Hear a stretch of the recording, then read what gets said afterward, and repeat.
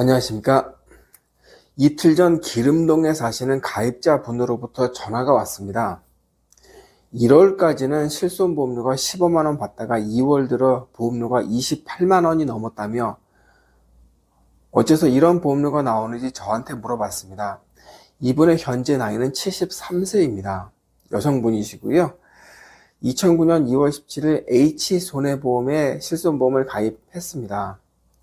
당시 나이는 58세입니다. 당시 가입했을 때 보험료는 월 7만원이었습니다. 이분은 처음부터 저한테 가입하신 분은 아니고요. 지난 2018년 담당 보험 설계사가 하도 많이 바뀌어서 그 담당자 변경을 본사에 요청을 했고, 본사에서 저한테 이분 계약을 좀 받을 수 있겠느냐라고 부탁을 해서 제가 그때부터 관리를 하고 있습니다. 2024년 올해는 2009년에 가입한 실손보험 가입자들의 갱신이 예고되어 있습니다. 아마 실손보험 가입자들의 30% 이상은 올해 갱신 안내장을 받아보고 큰 충격을 받지 않을까 합니다. 오늘은 73세 여성분의 갱신 사례를 설명드리면서 실손보험 갱신에 대해 설명드리도록 하겠습니다. 네, 그러면 먼저 73세 여성분의 보장 내용을 한번 보시죠. 암보험이 있는 건 아닙니다. 보장 내용을 보시면 전부 비갱신인데 빨간 줄 표시된 이 세 가지만 갱신형입니다.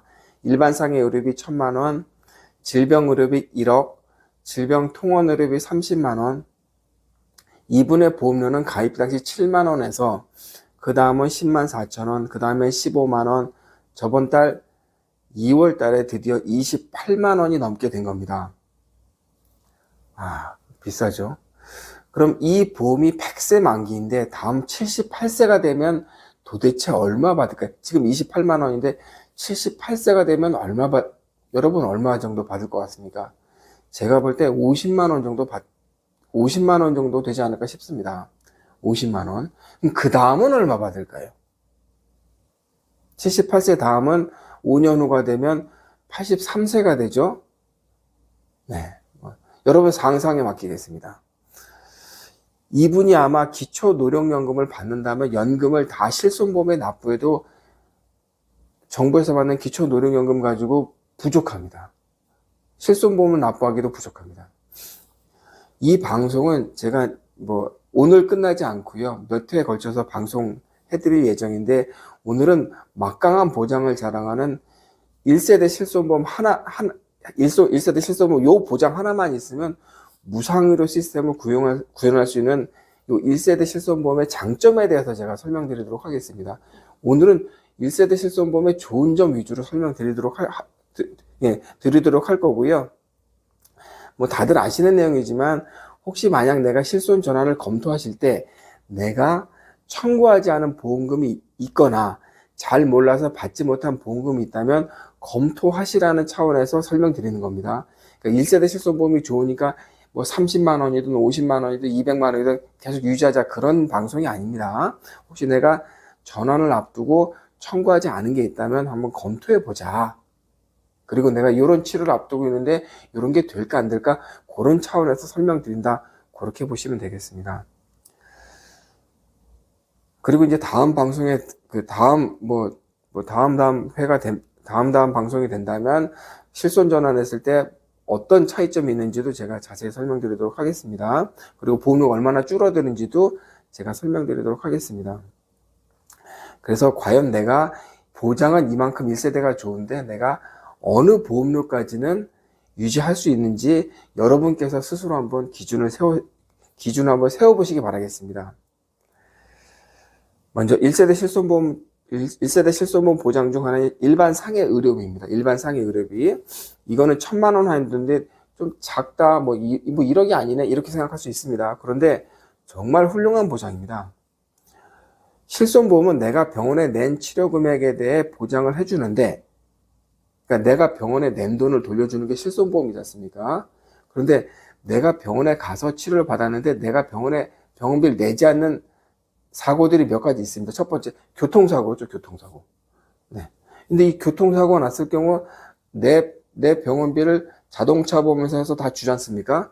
근데 요 일반상해 의료비는 교통사고도 중복 보장해 줍니다. 교통사고, 내가 병원에 10원 한 장 내가 돈 안 냈는데도 일반상해 의료비 가입자라면 내가 그러니까 자동차 보험에서 준 그 병원비도 중복 보장해 줍니다. 좋죠? 그리고 산재사고도 역시 중복 보장해 줍니다. 혹시 내가 일반상해 의료비에 가입되어 있는데 2년 전 교통사고가 나서 치료를 받았는데 자동차 보험사가 물론 내 치료비는 다 물어주는데 이 내용을 모르고 내가 일반상해 의료비 가입자인데 보험사에 청구를 안 했어요. 그럼 하셔도 됩니다. 네.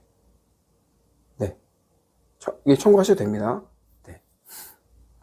그 청구하는 방법은 내 치료비 물어준 자동차 보험사에 전화하셔서 지급 결의서를 한 장 좀 주세요라고 하시면 됩니다. 지급 결의서.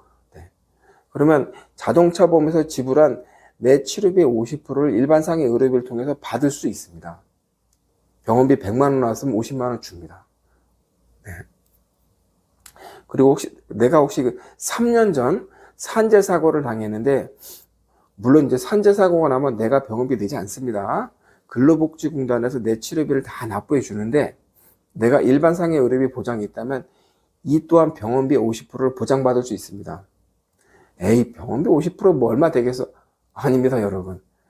교통사고나 산재사고는 병원비가 제법 많이 나옵니다. 왜냐하면 국민건강보험공단에서 보장을 해주는 게 아니거든요. 그러니까 100% 비급여 진료라고 보시면 됩니다. 그러면 여러분이 생각하신 20만 원, 30만 원 그 정도 단위가 아닙니다. 최소한 10배 이상의 단위입니다.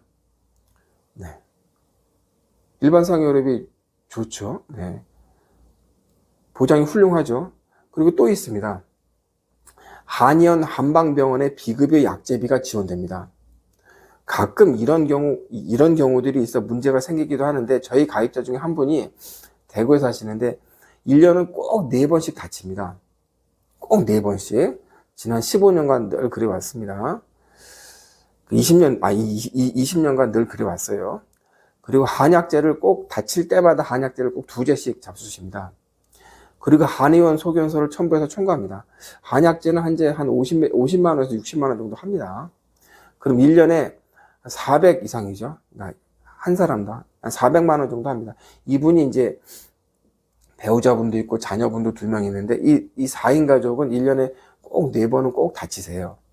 네. 허리든 무릎이든 뭐 삐끗하든 발목이든 꼭 다치세요. 네. 네. 그리고 꼭 2제씩, 한 번 다칠 때마다 2제씩 꼭 그 보약제를 잡수십니다. 아마 2025년 내년에도 또 다치실 겁니다. 아마 1년에 4번 꼭 다치세요. 네.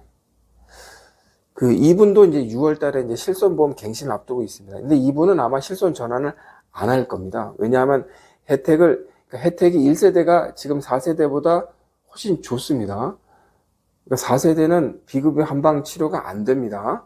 오로지 1세대 일반상해 의료비를 통해서 한약제가 이제 지원이 되는 겁니다. 네.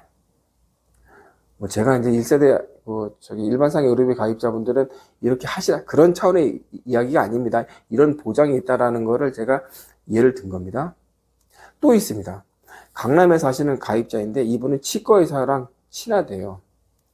친구인가 뭔가 친하다고 합니다. 어쨌든 그래서 1년 전 임플란트 치료를 했는데 과연 저 상태가 치아 파절로나 임플란트인지 제가 좀 의심이 갔는데, 어찌됐든 치과의사가 치아 파절로 인한 임플란트 진단서를 써주니 보험사는 임플란트 비용 전액을 다 보장해 줬습니다.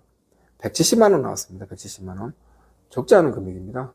170만 원 전액 다 보장받았습니다. 일반상해 의료비 통해서 보험사로부터 10원 한 장 안 떼고 다 줬습니다. 네. 일반상해 의료비 가입자라면 진단서 작성에 협조해줄 치과의사만 알고 있다면 치아보험도 필요 없습니다. 내가 이빨이 좀 지금 아파. 근데 내가 어저께 족발을 먹고 이빨이 흔들리기 시작했어. 그러면 치과의사가 그래? 내가 상해 진단서 끊어줄게. 그러면 오케이. 200이든 300이든 오케이. 다 됩니다. 네. 뭐 그렇게 하라는 얘기 아닙니다.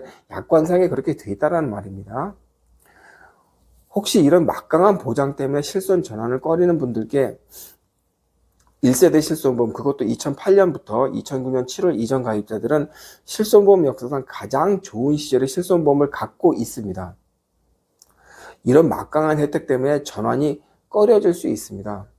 그렇다면 내 보험료가 30만 원도 오케이, 50만 원 오케이, 70만 원 오케이 되겠습니까, 여러분?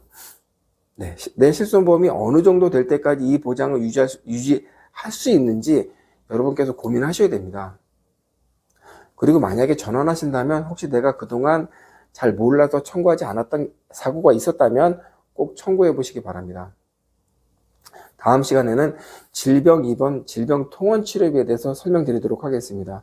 다음 시간이 이번 시간보다 더 중요할 수 있습니다. 왜냐하면 보험료가 더 많이 비싸니까요. 다음 시간에 뵙겠습니다.